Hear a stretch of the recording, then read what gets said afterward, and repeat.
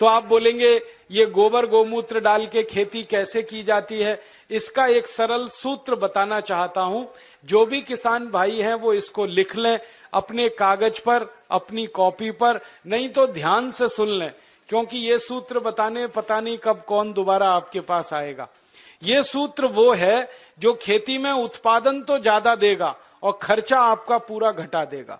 Urea का एक दाना डालना नहीं पड़ेगा और बहुत अच्छी फसल आपकी पैदा होगी। क्या करना है? गोबर डालना है, गाय का हो या बैल का हो या भैंस का हो। कितना गोबर डालना है और कैसे डालना है?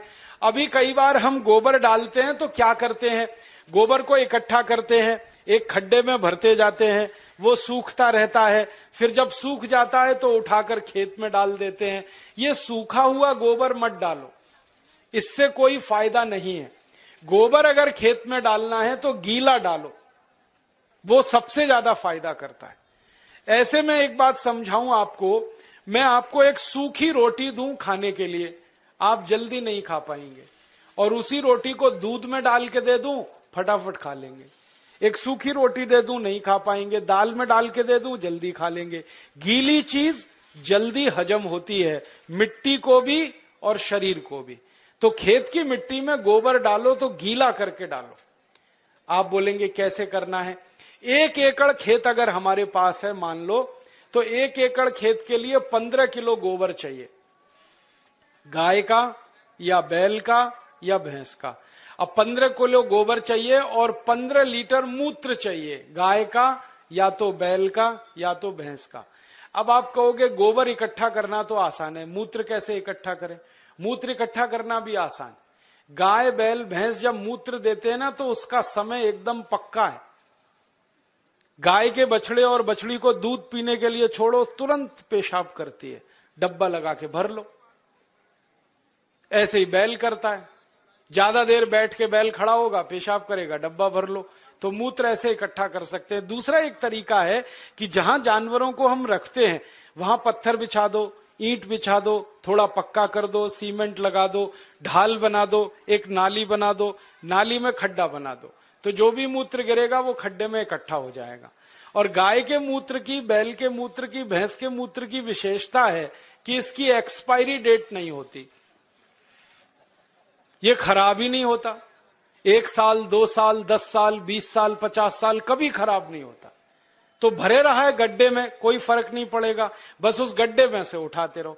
15 किलो गोबर 15 लीटर मूत्र, दोनों को मिला लो, हाथ से ही मिला लो। एक प्लास्टिक का ड्रम ले लो, उसमें मिला लो।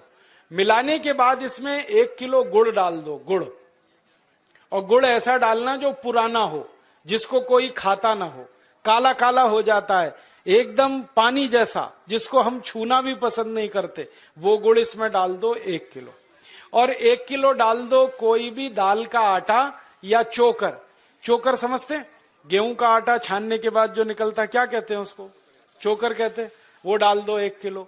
या अगर सस्ती दाल हो घर में उत्पादन की हुई तो उसको पीस के 1 किलो डाल दो। तो 1 किलो चोकर या 1 किलो दाल का आटा।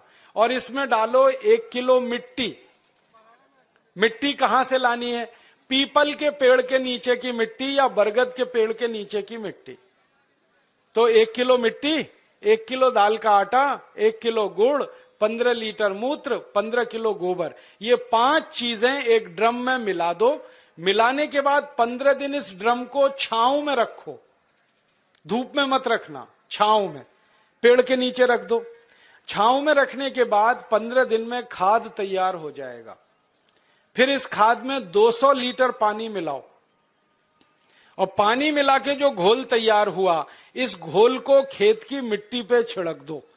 अगर खेत खाली है तो सीधे छिड़क दो, और खेत में फसल खड़ी है तो पानी के साथ इसको लगा दो। फसल में आप पानी देते हो ना, उसमें डब्बे से मिलाते जाओ, पूरे खेत में पहुंच जाएगा। अब ये खाद गोबर, गोमूत्र, दाल का आटा, गुड़ और मिट्टी वाला जो तैयार होता है ना, ये यूरिया से 6 गुना ज्यादा ताकतवर है।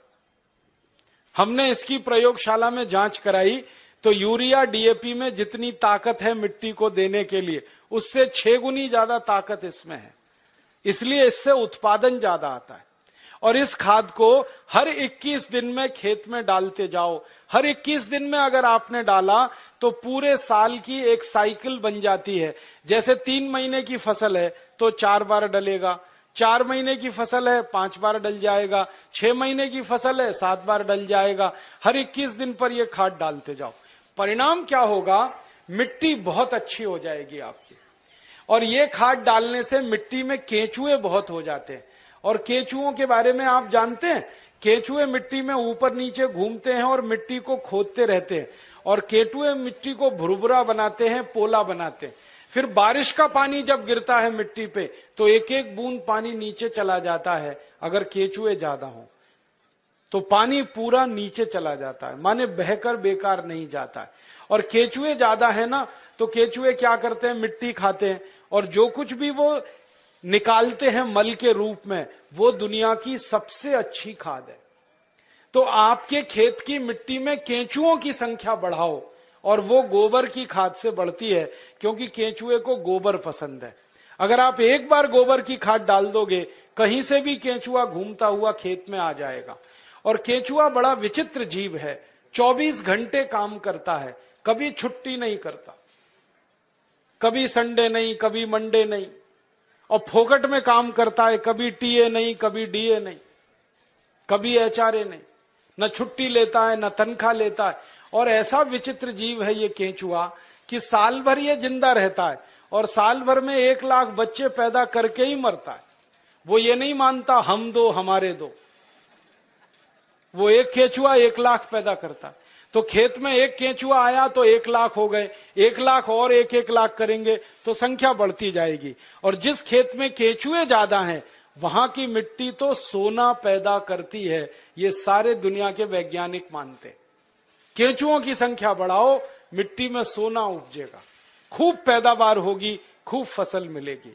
और उसका तरीका मैंने आपको बता दिया। अब 2-3 मिनट में एक और बात कह के मैं व्याख्यान खत्म करूंगा, समय हो रहा है। अब आपको मैंने खाद बनाने का एक तरीका बता दिया, अब दवा बनाने का भी एक तरीका बताता हूं। ये खाद तो आप खेत में डालोगे, बहुत उत्पादन मिलेगा, लेकिन अगर आपका पड़ोसी किसान ये खाद नहीं डाल रहा है तो एक गड़बड़ी होगी, उसके खेत में कीड़े लगेंगे। जिस खेत में यूरिया पड़ता है कीड़े उसी खेत में लगते, जहां डीएपी लगता है सबसे ज्यादा फसल को बर्बादी उसी खेत में आती है। तो पड़ोस का किसान नहीं माना, वो यूरिया डालेगा, कीड़ा उसके खेत में आएगा, फिर वो आपके खेत में भी घुस सकता है, क्योंकि कोई बाउंड्री तो बनाई नहीं है आपने। तो कीड़े मारने के लिए क्या करेंगे फिर? उसके लिए एक दूसरा सूत्र बताता हूं। कीड़े मारने की दवा भी आप खुद बना लो, बाजार से खरीद के लाने की जरूरत नहीं है। 20 लीटर मूत्र ले लो किसी भी जानवर का, गाय का हो, बैल का हो, भैंस का हो, किसी का भी हो। अब इस 20 लीटर मूत्र में 2 से 2.5 किलो नीम के पत्ते पीस के डाल दो। नीम तो है, सब गांव में है। नीम की निम्बोली भी आती है, तो निम्बोली पीस के डाल दो, नहीं तो नीम के 2.5-3 किलो पत्ते पीस के डाल दो। फिर एक सीताफल का पेड़ होता है, देखा है, उसके पत्ते पीस के डाल दो 2-2.5 किलो। फिर एक पेड़ होता है, उसको आकड़ा कहते हैं, कहीं कहीं आक कहते हैं, कहीं आकड़ा कहते हैं, उसको अकौआ भी कहते हैं, तो उसका 2.5-3 किलो पत्ता पीस के डाल दो। फिर और एक पेड़ होता है जिसको हम लोग कहते हैं बेशरम, आप पता नहीं क्या कहते हैं। ये कैसा होता है मैं बताता हूं। बेशरम कहते हैं, समझते हैं, बहुत अच्छा। पान के जैसा पत्ता होता है, बिना बीज के होता है, बिना पानी के, इसलिए बेशरम कहते हैं उसको। हर गांव में होता है। तो 2.5-3 किलो बेशरम के पत्ते ले लो, 2-2.5 किलो नीम के पत्ते ले लो, 2.5-3 किलो इसके पत्ते ले लो सीताफल के, और 2.5-3 किलो आकड़े के पत्ते ले लो, और इसमें आधा-पौना किलो तंबाकू पीस के डाल दो, और इसको खूब उबालो गोमूत्र में। उबालते समय इसमें एक काम और कर सकते हैं, आधा किलो लहसुन पीस के डाल दो, आधा किलो खूब तीखी मिर्च पीस के डाल दो, और उबाल के इसको ठंडा कर लो। ठंडा करके इसको छान लो। अब जो घोल बन गया है इसमें 200 लीटर पानी मिला दो, और ये 1 एकड़ फसल को किसी भी तरीके से सुरक्षित रख सकता है। और इसको स्प्रे कर दो खेत में, दवा तैयार हो गई। अब इस दवा को जब छिड़कना है तब छिड़क लो, बना के रखना है तो बना के रख लो। एक एक साल, दो दो साल ये दवा खराब नहीं होती, क्योंकि इसमें कोई भी ऐसी चीज नहीं है जिसकी एक्सपायरी डेट हो। तो कीटनाशक दवा बना लिया और खाद बना लिया। और अब तीसरा एक काम और कर लेना कि बीज जब खेत में डालते हैं तो बीज को खेत में डालने से पहले संस्कारित कर लेना। और संस्कारित कैसे करना? मान लो बीज लगाना है हमको गेहूं का, तो गेहूं का बीज लेना, पहले बीज बोने से 2 दिन पहले उसको 1 किलो गोबर, 1 लीटर मूत्र और 100 ग्राम चूना, चूना आप समझते हो, कलई चूना, 100 ग्राम कलई चूना, 1 किलो गोबर, 1 लीटर मूत्र, ये तीनों को मिला लो। कलई चूना को मिलाने का तरीका है कि पहले उसको पानी में डालो, खूब पानी को वो गर्म कर देगा, फिर ठंडा हो जाए तब उसको गोबर और मूत्र में मिला लो। मिला के ये घोल में गेहूं का बीज डाल दो और रात में डाल दो, सवेरे उस बीज को निकाल लो, निकाल के उस बीज को छांव में सुखा दो, और छांव में जब बीज सूख जाए फिर उसको खेत में लगाओ। तो इस बीज पर कभी भी कीड़ा नहीं आता, कोई कीट नहीं लगता, इतना बड़ा इंतजाम पहले ही हो जाता है, तो खर्चा बच गया और उत्पादन ज्यादा आता है। तो बीज संस्कार करके लगाना, खाद बनाने का तरीका बता दिया, कीटनाशक का तरीका बता दिया। और ये तीनों तरीके अगर किसान भाई इस्तेमाल करते हैं तो urea, DAP, super phosphate, endosulfan का 7 लाख करोड़ रुपया साल का हम बचा सकते हैं। और ये रुपया बचा के गोबर गोमूत्र से खेती करते हैं तो जानवरों की संख्या बढ़ा सकते हैं, और जानवरों की संख्या अगर बढ़ती है तो दूध भी ज्यादा मिलेगा, गोबर गोमूत्र भी ज्यादा मिलेगा। और मैं आपको एक बात कहना चाहता हूं कि आप सब किसान इसी तरीके से गेहूं पैदा करो, चावल पैदा करो, चना करो, दाल करो।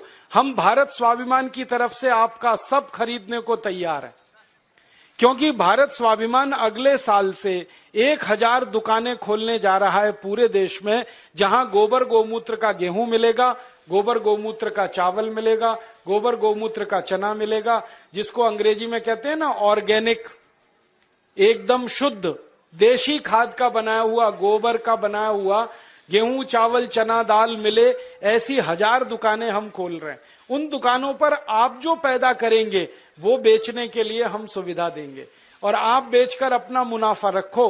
दुकान चलाने के लिए 5-7% जो खर्चा आता है वो उसी में से निकल जाएगा। वो no profit no loss basis पे सारे देश में हम चलाना चाहते हैं। तो हम बेचने में मदद करेंगे, आप उत्पादन करो। और जब ये उत्पादन जरूरत से ज्यादा हो जाएगा तो हम इसको दुनिया भर के देशों में बेचना चाहते हैं, और दुनिया भर के देशों में ये बेचेंगे, 4 गुना मुनाफा आएगा।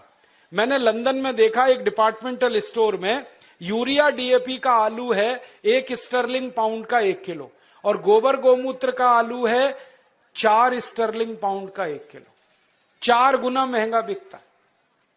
मेरे कई दोस्त हैं, वो किसान हैं, महाराष्ट्र में आम की खेती करते हैं।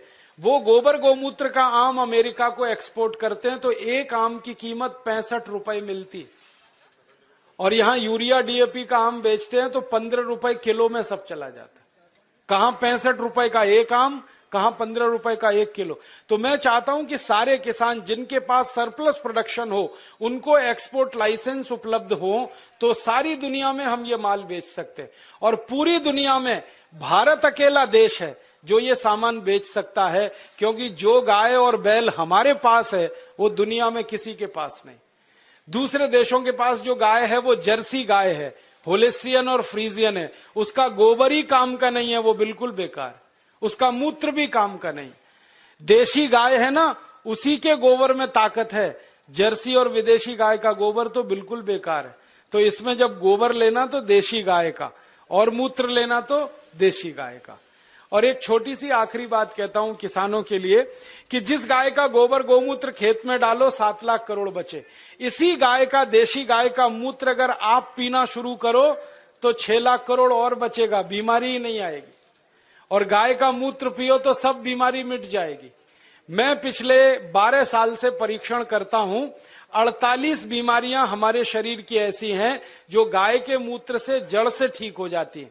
Tuberculosis, diabetes, arthritis, osteoarthritis, rheumatoid arthritis, bronchitis, bronchial pneumonia, ऐसी खतरनाक 48 बीमारियां गाय मूत्र पीने से जड़ से ठीक हो जाती है। आप बोलेंगे कैसे पीना है? आधा कप गाय का मूत्र सवेरे सवेरे खाली पेट पीना है, सवेरे सवेरे रोज बस, और देशी गाय का पीना है। 3-4 महीने लगातार पी लो, सब बीमारी मिट जाएगी। आंखों में बीमारी है तो एक एक बूंद गाय का मूत्र आंखों में डाल लो, आंखों की बीमारी मिट जाएगी। कान में बीमारी है, कान में डाल लो, कान की बीमारी मिट जाएगी। सिर के बाल अगर झड़ते हो और बहुत ज्यादा रूसी आती हो, डैंड्रफ, गोमूत्र को पानी में मिला के बाल की मालिश कर लो, वो भी बीमारी मिट जाएगी। पांव में ठेक पड़ जाती हैं कई बार और पांव कट जाते हैं, फट जाते हैं, क्रैक्स, गाय मूत्र की मालिश करके रात को सो जाओ, ये बीमारी भी मिट जाएगी। खाज हो जाए, खुजली हो जाए, गोमूत्र की मालिश करो, खाज खुजली मिट जाएगी। दाद हो गया, एक्जिमा, सोराइसिस, उस पे मालिश करो, वो भी मिट जाएगी। ऐसी बीमारी नहीं जो गोमूत्र से ना मिटे, बस इसको पीना है और लगाना है। अब बहुत लोग कहते हैं गोमूत्र पिएंगे कैसे, उसमें बास आती है। तो मुझे ये बताओ, दारू कैसे पी लेते हो? उसमें तो और भी बास आती है। दारू की बोतल पे बोतल गटक सकते हैं तो गोमूत्र क्यों नहीं पी सकते? बस आधा कप पीना है। और आपको एक बहुत अच्छी बात बताता हूं कि जो लोग आधा कप गोमूत्र रोज पी सकते हैं, उनकी दारू छूट जाती है, क्योंकि गाय के मूत्र में भी सल्फर है और बहुत अधिक मात्रा में। दारू छूटती है, बीड़ी छूटती है, शराब, गुटखा, मावा, पान पराग सब छूट जाता है। और कभी कभी मुंह खराब हो जाता है ना, गुटखा खा खा के, और इतना खराब हो जाता है कि मुंह में फोड़ा हो जाता है, जिसको हम कैंसर की पहली स्टेज कहते हैं। उसमें गोमूत्र मुंह में भरो, ऐसे ऐसे मुंह में भर के उसको घुमाओ और कुल्ला करना शुरू कर दो, वो फोड़ा भी मिट जाता है। लेकिन इसका मतलब ये नहीं है कि गोमूत्र से मुंह का फोड़ा मिटा के फिर गुटखा खाएं, छोड़ देना ही अच्छा है। तो आप इस गोमूत्र का दवा के रूप में इस्तेमाल करो, व्यसन को छोड़ने में इस्तेमाल करो, शरीर की बीमारियों को दूर करने में इस्तेमाल करो। माताएं बहनें यहां बैठी हैं, उनको एक बात बताने का दिल कर रहा है कि बहुत सारी माताओं बहनों को जब गर्भावस्था होती है ना, तो डॉक्टर कई बार कहता है कि सीजेरियन ऑपरेशन कराओ, नहीं तो बच्चा नहीं आएगा। और उसके 20 बहाने वो बताते, कभी कहेंगे जगह छोटी है, कभी कहेंगे ये बीमारी, कभी वो ये। आप कुछ मत करो, बस एक काम करना, किसी गाय की बछड़ी का मूत्र लेना आधा कप, और उसमें 100 ग्राम गोबर उसका घोल लेना। गोबर मूत्र घोल के उसको कपड़े से छान लेना। और जिस माँ को गर्भावस्था है और डॉक्टर चिल्ला रहा है कि ऑपरेशन कराओ, ऑपरेशन मत कराना, वो पिला देना उसको। 2-3 घूंट सुबह, 2-3 घूंट दोपहर, 2-3 घूंट शाम। रात को बच्चा अपने आप बड़े आराम से बाहर आ जाएगा, कोई ऑपरेशन नहीं करना पड़े। मैंने हजारों माताओं बहनों की डिलीवरी इस गोबर गोमूत्र से फोकट में कराई। और ये गोबर गोमूत्र में इतनी ताकत है, मैं आपको एक मेडिकल टर्मिनोलॉजी को सरल भाषा में समझाता हूं। बच्चा कई बार उल्टा हो जाता है गर्भाशय में, तो डॉक्टर कहते हैं अब तो कोई इलाज नहीं, काटना ही पड़ेगा पेट। गोबर गोमूत्र की 3 डोज दे दो, वो उल्टा बच्चा सीधा हो जाता है।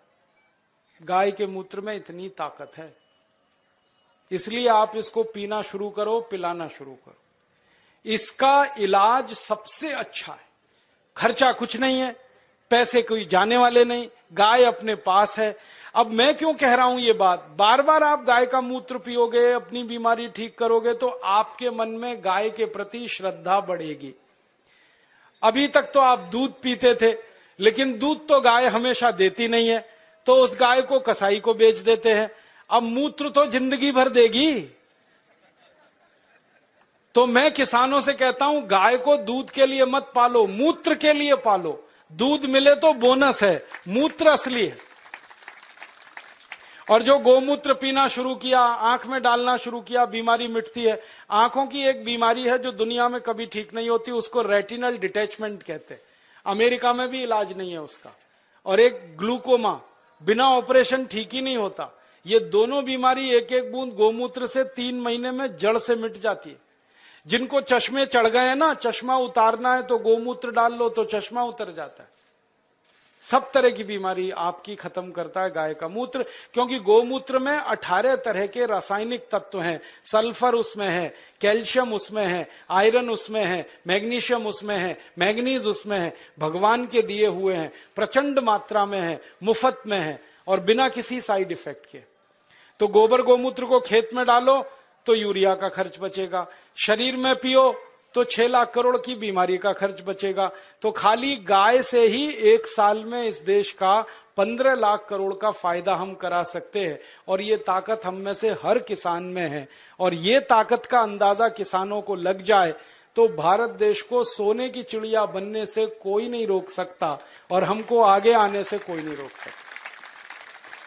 हम तो पैदा करके दुनिया को खिला सकते हैं, इतनी ताकत गाय के गोबर और मूत्र में। बस अब एक काम करना, एक संकल्प लेके यहां से उठना कि गाय पालेंगे, उसको कसाई को नहीं बेचेंगे।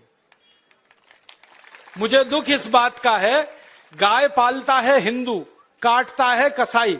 क्यों? हिंदू बेच देता है, कसाई काट देता है।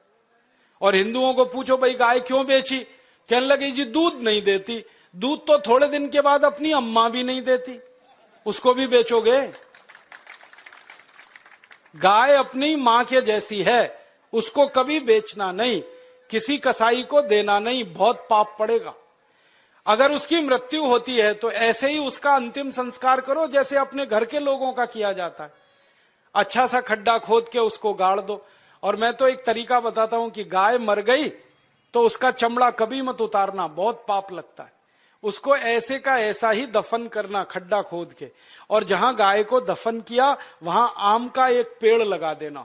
3 साल में वो पेड़ इतने फल देगा कि आप तोड़ते तोड़ते थक जाएंगे। मैंने ये किया है, गाय का शरीर जिस मिट्टी में दफन हुआ वहां आम का पेड़ लगा दिया और दूर एक दूसरा आम का पेड़ लगा दिया। उस आम के पेड़ पे 100 फल आते हैं, तो गाय के शरीर वाले आम के पेड़ पे 400 से 500 फल आते हैं। 4-5 गुना ज्यादा उत्पादन है, और आम बड़ा होता है और एकदम मीठा होता है। माने गाय जिंदा रहते इतनी हमारी मदद करती है, मरने के बाद भी इतनी मदद करती है। इसलिए इसको कसाई को तो देना नहीं। और गाय को काटें, उसका मांस बिके 10,000 रुपए, गाय को जिंदा रखें और उसके मूत्र से दवा बनाकर बेचें तो साल की आमदनी 2 लाख रुपए है एक गाय की। इसलिए गाय फालतू नहीं है, बहुत कीमती है, बहुत मूल्यवान है। तभी तो हमारे बुजुर्गों ने, पुरखों ने कहा कि गाय में 33 करोड़ देवता हैं। ये कोई सामान्य बात नहीं है। और जो देवता है ना, उनमें गोबर में तो लक्ष्मी है और गोमूत्र में धन्वंतरी है। ये अब समझ में आया। मेरी अम्मा मुझे समझाती थी, दादी, कि गोमूत्रे वसति लक्ष्मी, सॉरी, गोमय वसति लक्ष्मी, गोमूत्रे धन्वंतरी, ऐसा एक संस्कृत सूत्र हमने सीखा था। अब गाय के मूत्र में धन्वंतरी, गोबर में लक्ष्मी, तब समझ में नहीं आया, अब आया कि गोबर डालते हैं खेत में, खूब अन्न पैदा होता है और बहुत महंगे दाम पर विदेशों में बिकता है, तो डॉलर के डॉलर आते हैं। तो लक्ष्मी ऐसे है गोबर में। और मूत्र को उपयोग करते हैं तो बीमारी मिटती है, बीमारी मिटे तो धन्वंतरी ही है फिर। तो गोबर गोमूत्र में भगवान है, ये ध्यान रख के आप अपने घर में गाय लेके आओ। और मेरा तो आपको कहना है कि जर्सी गाय जो गलती से लाई हो तो तुरंत बेचो, देशी लेके आओ। जर्सी बेचोगे तो 3 देशी गाय आएगी। जर्सी खाती भी ज्यादा है, हगती भी ज्यादा है और बिल्कुल बेकार है उसका गोबर, ना उसका गोबर काम का ना मूत्र काम का। आप कहोगे जो दूध ज्यादा देती है, वो दूध बिल्कुल बेकार है, कोई पीने लायक नहीं है। दुनिया के किसी देश के लोग जर्सी गाय का दूध नहीं पीते, भारत को छोड़कर। डेनमार्क में सबसे ज्यादा जर्सी गाय है, फिर भी वो दूध नहीं पीते, क्योंकि कहते हैं इससे कैंसर होता है, अर्थराइटिस होता है। तो इस जर्सी गाय को बेच के देशी गाय लाओ और उसको पालो, तो आपका ये जीवन सुधरेगा, परलोक भी सुधरेगा। और मैं तो मानता हूं गाय का सबसे बड़ा मूल्य है, सवेरे ही सवेरे सोकर उठो और गाय के चेहरे का दर्शन करो तो भगवान का दर्शन हो गया। इतना आनंद और इतनी खुशी मिलती है गाय का दर्शन करने में। आंखें देखो कितनी सुंदर हैं, चेहरा कितना सुंदर है। तो ऐसी गाय पालकर अपनी खेती सुधारो, खुद को सुधारो, देश को सुधारो। ये निवेदन करके मैं इस व्याख्यान को समाप्त करता हूं। आपको धन्यवाद देता हूं कि आपने बड़ी ध्यान से, गंभीरता से सुना, और निवेदन करता हूं कि ये करना जरूर। अच्छा, ये बताओ करोगे? कौन कौन करेगा? जरा हाथ तो उठाओ। बहुत बढ़िया। और जब ये पैदा होने लगे गेहूं, चावल, चना, दाल, तो मुझे पतंजलि समिति को बताना, हम उसके बिकवाने के लिए आपकी पूरी मदद करेंगे। अच्छे से अच्छा भाव आपको मिले, अच्छी से अच्छी कीमत पर ये चीजें बिकें, उसके लिए हम आपकी मदद करेंगे। धन्यवाद।